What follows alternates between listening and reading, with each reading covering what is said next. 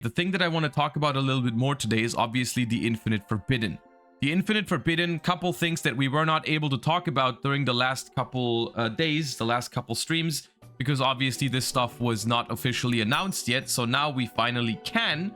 And obviously we're going to start with this card. We're not going to talk about every single card because some of them I'm just assuming that at this point, because these cards got out there some point during last week.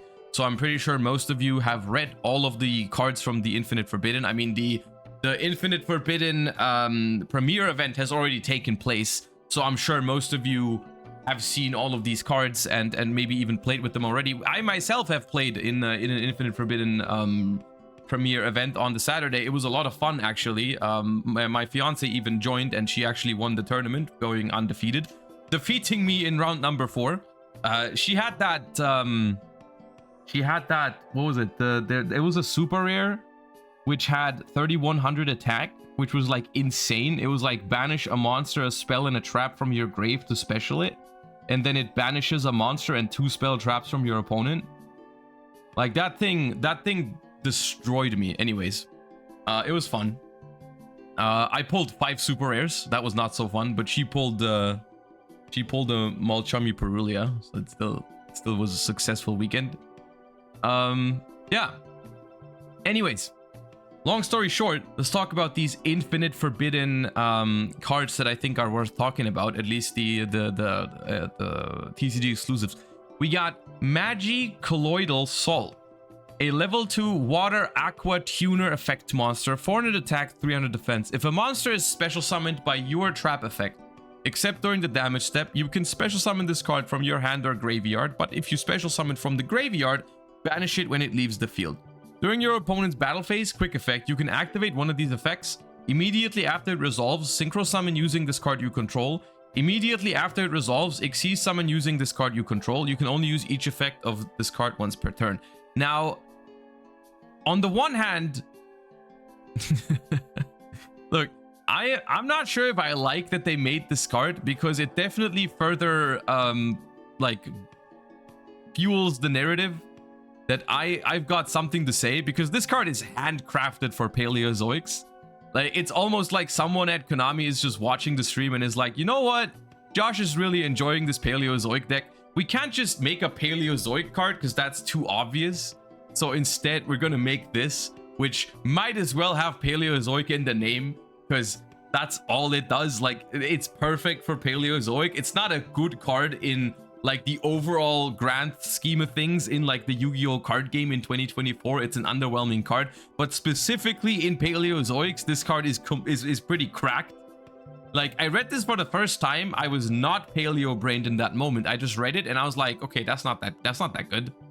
And then I looked at it from a paleo, I put on my paleo glasses and I was like, wait, this card is kind of nuts, because you basically get a free body every single turn, because you bring back Paleos almost every single turn, and you get a level 2 water aqua tuner for free that can even, during the opponent's turn, if they go to the battle phase and you activate a trap, you bring back a Paleo, then you bring this back, you can make like an Animalocaris or a Synchro in your opponent's battle phase.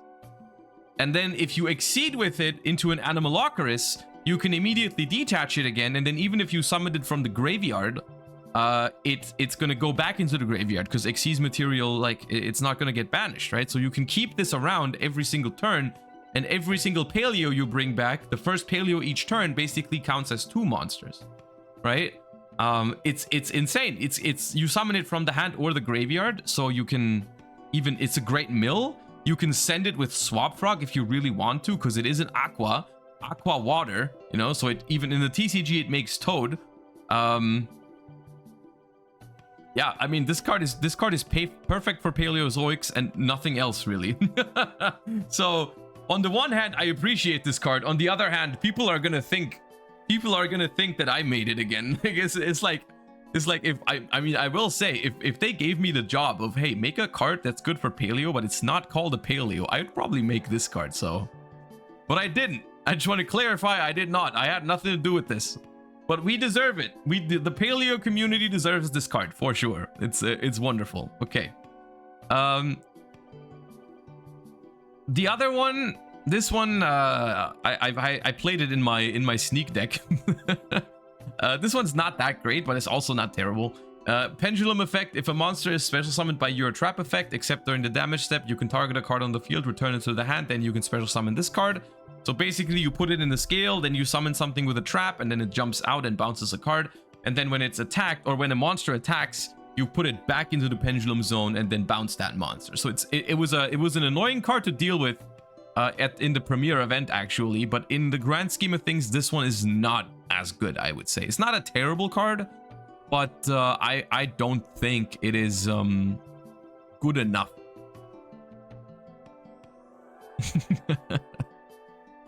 Look, I had nothing to do with this as much. I mean, maybe, look, maybe I had something to do with it in the sense that I do feel like they are aware that there's been like a resurgence in popularity for Paleozoic because we've been pushing it so much. We've been playing it so much on stream, you know. I feel like I have a part in that sort of thing, right? The fact that Paleozoics are a little more popular. They're still not popular right now, but they're definitely more popular than they were before, I feel like.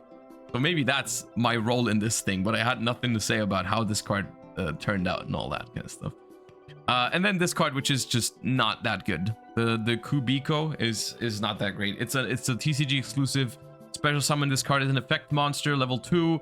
Once per chain, when your opponent activates a monster effect that targets a card, you can set this card back into your spell and trap zone, negate that effect, and then if that monster is the biggest on the opponent's field, you even bounce it.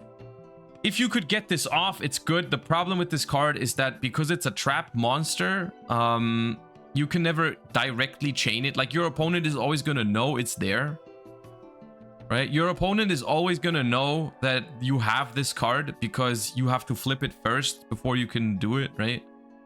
Yes, it synergizes with Silhouette Rabbit, but there's better traps to do that, right? Like, you can play it with the rabbit, but I don't think you would. I think there's other ones that are better. Like, Azarune statue is better, and I think the ultra rare card from this set is also better, right? It is a level 2. It is a level 2, so maybe they wanted that added synergy with Paleozoics. I mean, look, if you have this card and you have this card and a Paleozoic in the graveyard, for example, if your opponent goes into the battle phase, you activate this card, you chain a Paleozoic, they both summon, then this comes out, and that's a 1-card Animalocaris in your opponent's battle phase. Is all I'll say. It's pretty cool. But I don't think this card is good enough, unfortunately.